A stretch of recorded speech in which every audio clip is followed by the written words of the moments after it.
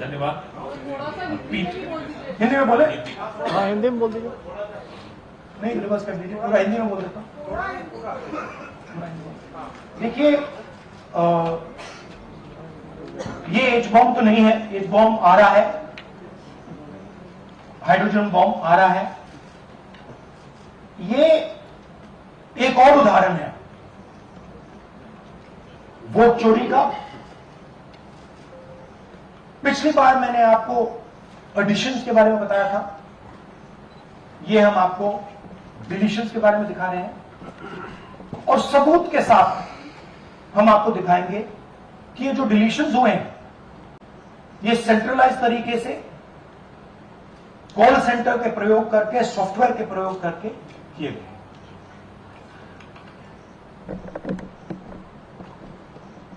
हमारे पास इस प्रेजेंटेशन में जो मैंने आपको भी दिखाया 100% सबूत है, प्रूफ है कि ज्ञानेश कुमार जी हिंदुस्तान के चीफ इलेक्शन कमिश्नर वोट चोरों की रक्षा कर रहे हैं और यह मैं आपको अभी दिखाने जा रहा हूं।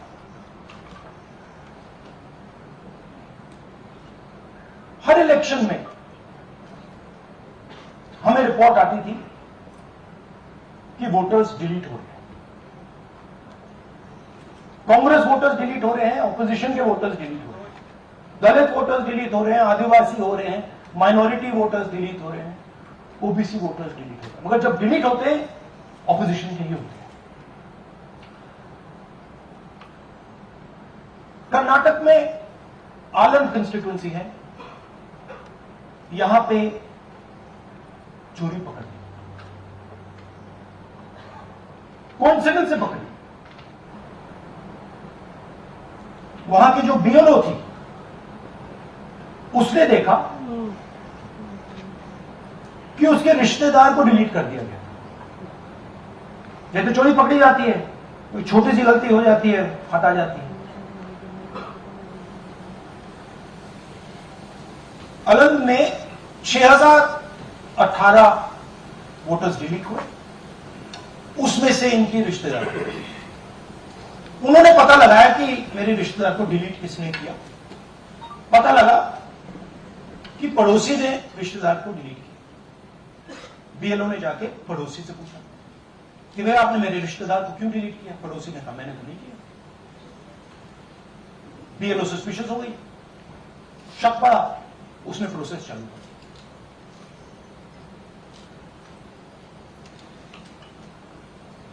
पता क्या लगा कि कोई ना कोई,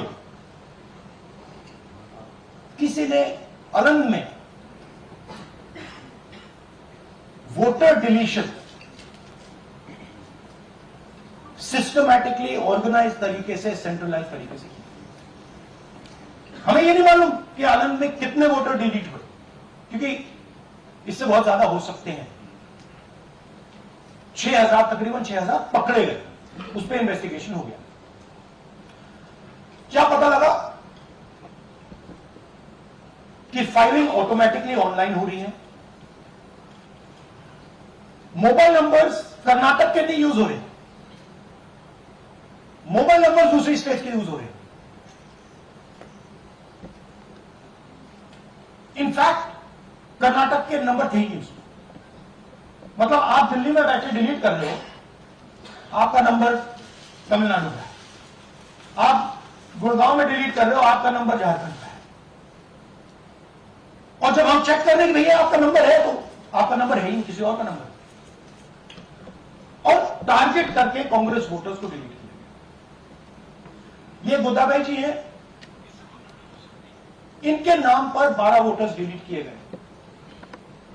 इनको मालूम ही नहीं, इनको पता ही नहीं कि इन्होंने 12 वोटर्स डिलीट किए। दिखाइए जरा। ಇಲೆಕ್ಷನ್ ಟೈಮ್ ಈಗ ये इनका वीडियो है। ನಾ ಅರ್ಜಿ ಹಾಕಿಲ್ಲ, ನನಗೆ ಅದಕ್ಕೆ ಸಂಬಂಧ ಇಲ್ಲ, ಅದು ಯಾರು ಬಟ್ಟಿ ಕಿಚ್ಚಿ ಯಾರು ಏನ ಹಾಕ್ಯಾರ ಅನ್ನೋದು ಗೊತ್ತಾಗಿಲ್ಲ। तो इनको आइडिया नहीं कि इन्होंने वोटर्स डिलीट कर दी।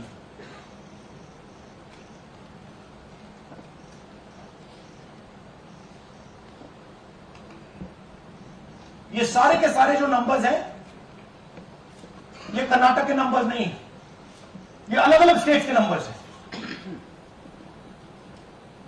और इन नंबर्स को आप फोन करके देखिए, रिप्लाई नहीं आता है।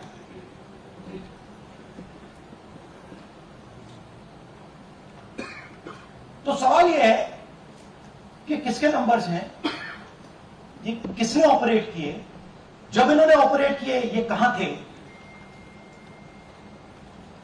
आईपी एड्रेस क्या था, ओटीपी कैसे जनरेट हुआ, कहां गया, ये सवाल है। ये दूसरा उदाहरण, सूर्यकांत जी जो अभी स्टेज पे आए थे, इन्होंने 12 वोटर्स को 14 मिनट में डिलीट कर दिया। आप फॉर्म भरने की कोशिश कीजिए, डिलीशन फॉर्म भरने की कोशिश कीजिए, देखिए। और जब हमने इनसे पूछा कि भैया आपने ये कैसे किया, वो कहते हैं मैंने तो नहीं किया, मैं तो जानता ही नहीं।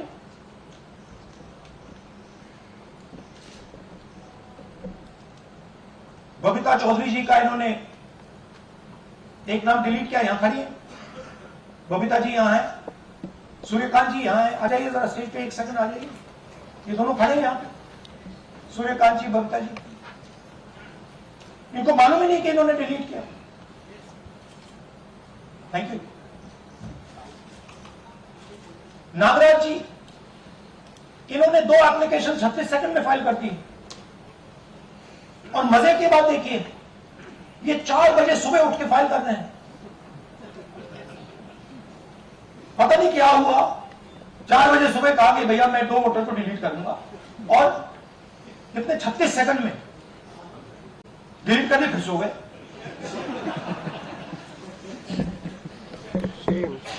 हमारी माइंड में पहले सवाल था कि क्या इलेक्शन कमीशन भी सो रहा है, मगर नहीं, सोया कोई नहीं, जगे हुए हैं, सिस्टमैटिकली मदद हो रही है। ये देखिए दूसरी बात, जो भी डिलीट कर रहा है वोटर लिस्ट में उसका सीरियल नंबर 1 है। मतलब जो भी वोटर लिस्ट में पहले नंबर पे आता है वही डिलीट कर रहा है। 5वें नंबर वाला, 7वें नंबर वाला, 10वें वाला कोई नहीं कर रहा। तो हो क्या रहा है, सॉफ्टवेयर से यह काम किया जा रहा है।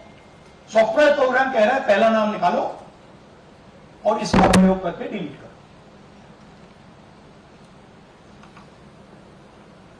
टारगेटेड डिलीशंस हो रहे हैं। कांग्रेस पार्टी पर आनंद में अटैक किया। टॉप 10 बूथ्स जहां सबसे ज्यादा कांग्रेस की स्ट्रेंथ थी वहां टारगेट किया।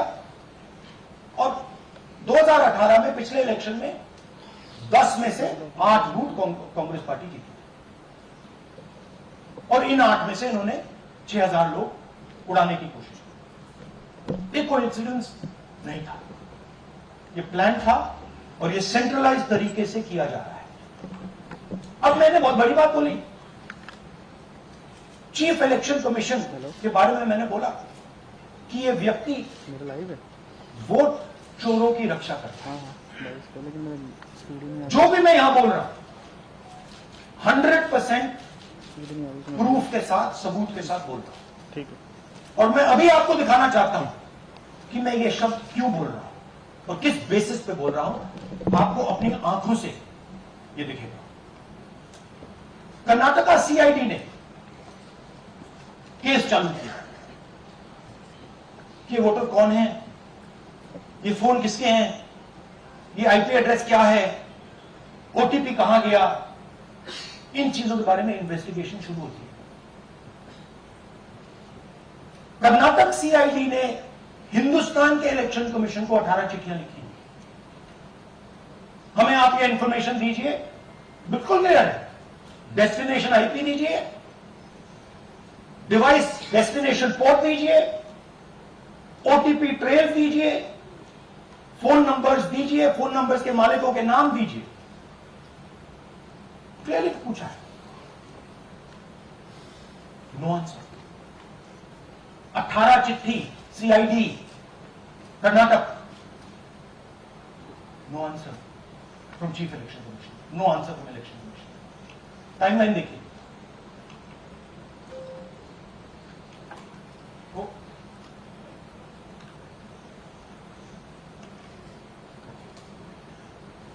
फरवरी 23 में इन्वेस्टिगेशन शुरू होती है।